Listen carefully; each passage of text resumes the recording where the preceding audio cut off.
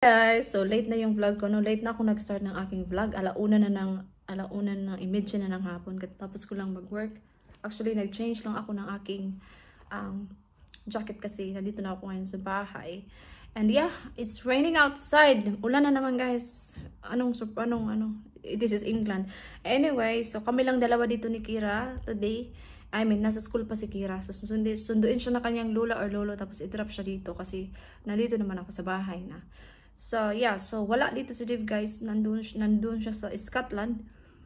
Kasama yung aming neighbor ba. Kasi nanood sila ng football tomorrow. And babalik siya ng Sunday night. And then, he's off on Monday because mag-start na yung kitchen namin sa Monday. And, di ba sa last vlog ko, 2 days ago, nag-empty ako ng kitchen. Hindi pa rin siya tapos. Tapusin ko siya sa Sunday na kasi sa Monday pa naman. At saka na-empty ko naman siya mostly. So, kundi na lang.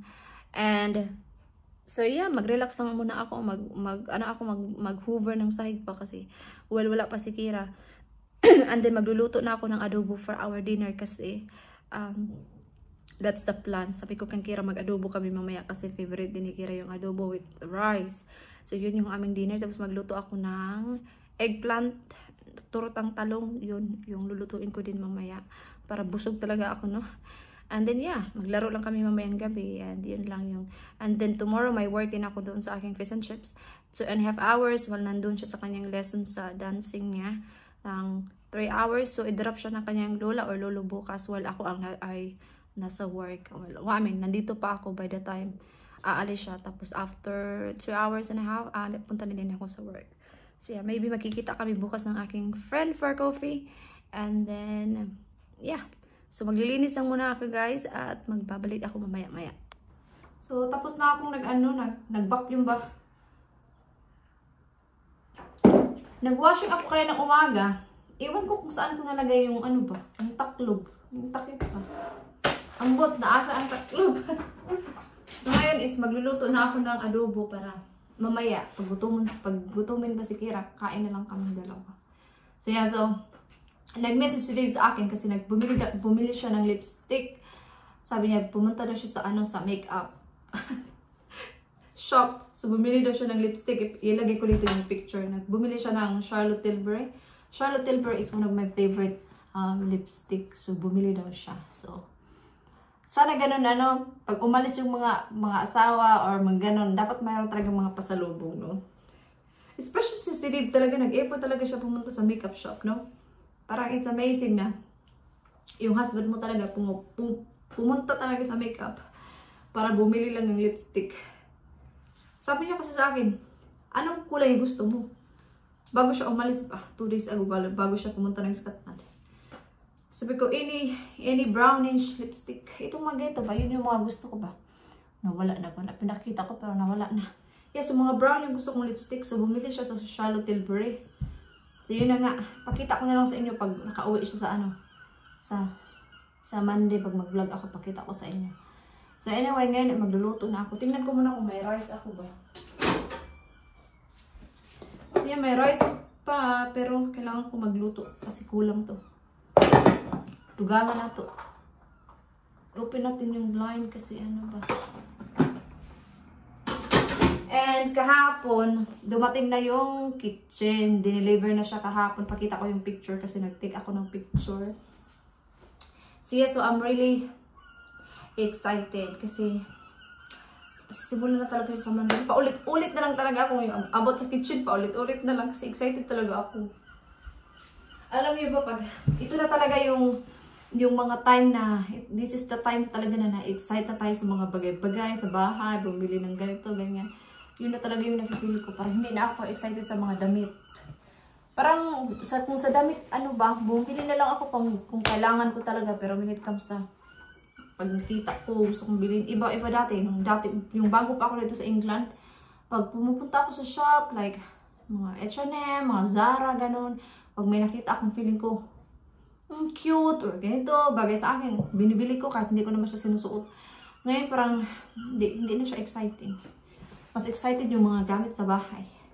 Anyway, magluto na talaga. Magluto na gito ba? Magluto na. So, meron ako ditong sibuyas.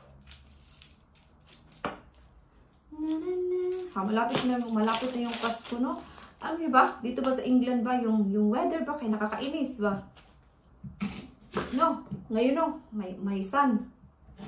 Maya na naman yan, maglumi na naman yan. Wala pang 5 minutes, ulan na naman, tapos mag-dark na naman. Hindi mo alam kung ano yung susuotin mo.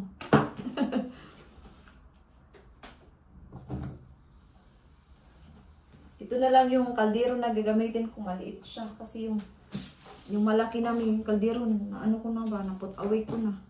Ayoko nang kunin ulit. Mag-adobo tayo kasi bala ko sanang mag-adobo sa ano pa, bukas pa ng gabi or sa Sunday ng gabi. Kasi para may ulam kami ni Kira na pwedeng initin ba while mag-ayos ng kitchen. Kasi just in case hindi pa kami makaluto sa Monday, kasi di ba tatanggalin tong lutuan, just in case lang, at least meron kaming something na madali bang initin ba. So, sa Sunday magluluto ako ng chicken para sa aming chicken wraps, para kung kailangan ko magluto at hindi ako pwedeng makaluto kasi wala kaming lutuan, at least madali lang siya kasi wrap na, luto na yung chicken ba. Yun yung gagawin ko bukas. Baka wala kaming lutuan ng 2 days, we don't know. At least meron kaming something na makain. Pero wala namang problema kasi pwede naman yung mag-microwave. May mga microwave naman dito na ano, ready na yung pagkain mo. Chicken thigh. Gusto ko yung part na chicken yung ganito or wings. Ayoko ng chicken. Ayoko ng chicken na ano ba, breast. Kasi, ewan ko, yung chicken breast is boring. Iba kasi talaga pag mayroong bones or mayroong taba ba.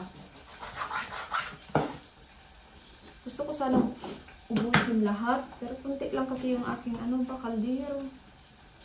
Baka i-marinate ko na lang to. Grabe yung aking face, oh. Kitang-kita dahil may ano tayo dito sa ano. Malaking bintana.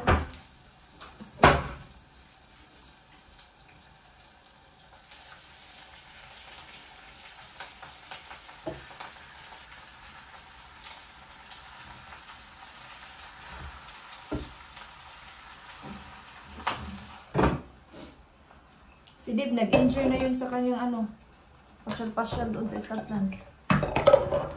By the way, si Dib talaga, yan, yung family ni Dib is taga Scotland talaga sila. Scottish kasi yan si Dib. Yung in-laws ko mga Scottish.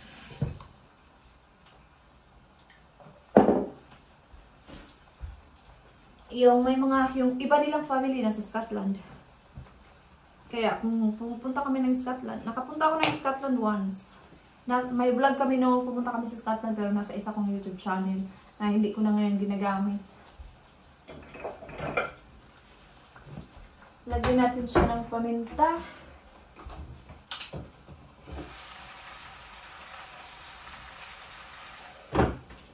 And dahon. Pamintang dahon. Kunti na lang yung aking pamintang dahon. Ayoko nang maglinis ng papunas-punas na lang ako dito sa kitchen kasi kung maglinis ako na maglinis, wala ding ano ba. Kasi tanggalin din naman to sa Monday. Gustuhin ko man maglinis pero no point. Hayaan ko na lang siya. And ito, pinost ko na siya sa Facebook, sa selling page. Tapos yung ano ba, washing machine, pinost ko na din. Pero who knows kung may bibili o wala. Basta pinost ko lang siya kasi sayang din naman kung matambak lang din siya sa garage ba. So kung may bibili, binibilinta ko yung washing machine ng 120 pounds. So nabili namin din siya ng 260, mga ganun. Tapos ito, bininta ko lang siya ng 25 pounds. Lahat na to, ito. Tapos yung mga doors, binigay ko lang for free. Pero ewan ko kung mayroong. So, iluto na yung aking adobo. May masabaw siya kasi, ano ba, si Kira gusto niya yung may sabaw. Once na kumain na si Kira, ipa-dry ko pa yan kasi gusto ko dry. Yan na yung aking talong. Yung tortang talong. Gutom na ko. So, luto na yung adobo kasi favorite talaga yan ni Kira. Tapos, nag-ano din ako ng, ano ba ito? Pero yung white lang yung kinakain niya. Si Kira na lang mamaya yung kakain. Kasi nagutom na talaga ako. Kasi yung hindi ako nag-lunch. Ay, kundi lang yung lunch ko. Yung parang manok lang na parang barbecue ba. Yun lang yung lunch ko. Tapos nag-work pa ako kayo ng umaga. So, hindi enough yung lunch ko. Oh!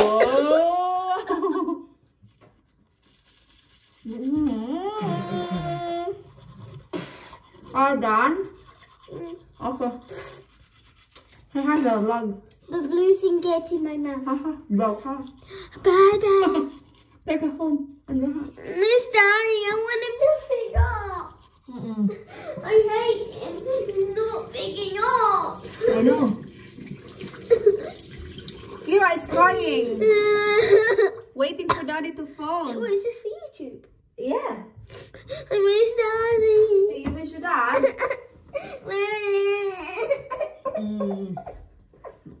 She's crying because she's waiting for Daddy to phone. I wanted to pick up. Probably Daddy is having his dinner. No, it's Daddy. Daddy promised he will phone you back. Don't. We are in bed now. We're going to sleep soon. We're just waiting for Daddy to phone because Kira is not happy. Okay, so thank you so much guys for watching, and I hope to see you guys on my next video. Bye-bye! Good night!